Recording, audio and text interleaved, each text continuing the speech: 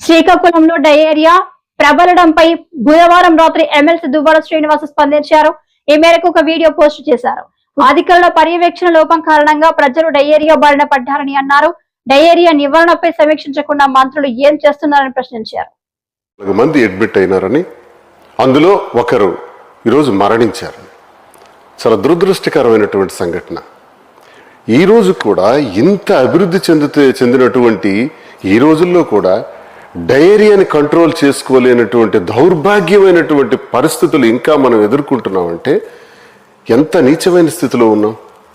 అసలు ఒక డయేరియా రావటానికి కారణాలు డాక్టర్స్ ఏం చెప్తారంటే కలుషితమైనటువంటి నీరు, కలుషితమైనటువంటి ఆహారం, ఇవన్నీ అనుకుంటే మరి కలుషితమైనటువంటి నీరుని మరి దాన్ని మనం పసిగట్టలేమా?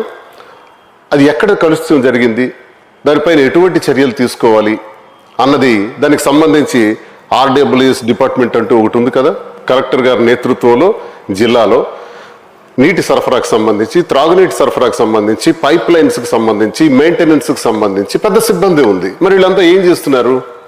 నీరు కలుషితం జరిగితే ఎందుకు చర్యలు తీసుకోలేదు? పరిణామాల్ని వారు పర్యవేక్షించరా, పరిశీలించరా? ఈ దిగువన ఉన్నటువంటి అధికారులతో మాట్లాడరా? దానిపైన చర్యలు తీసుకోరా? RWS department, health department, collector గారితో రివ్యూస్ జరపాలి కదా, ఎందుకు జరపలేదు? 23వ తారీఖు నుంచి ఈ రోజు వరకు జరిగిన పరిణామాల్లో మీరు తీసుకున్నటువంటి చర్యలు ఏంటి? పట్టించుకోవట్లేదు. అక్కడికి వారం రోజుల క్రితం నుంచే ఈ పరిస్థితులు వస్తున్నాయి. మరి రోగులందరూ కూడా ఆసుపత్రులకు వెళ్తున్నారు. పట్టించుకునే నాదుడు ఆసుపత్రిలో లేడు. ఆసుపత్రి వైద్యం అంతా కూడా సర్వనాశనం అయిపోయింది. అక్కడ సూపరింటెండెంట్ని అడిగేవాళ్ళు లేరు, దాన్ని రివ్యూ చేసేవాళ్ళు లేరు. ప్రతిరోజు ధనార్జనే తప్ప పరిపాలన మీద దృష్టి లేదు ఇద్దరు మంత్రులకి. ఎందుకంటే జిల్లాలో మొత్తం అధికారం అంతా వాళ్ళింటిలోనే కేంద్రీకరించుకున్నారు.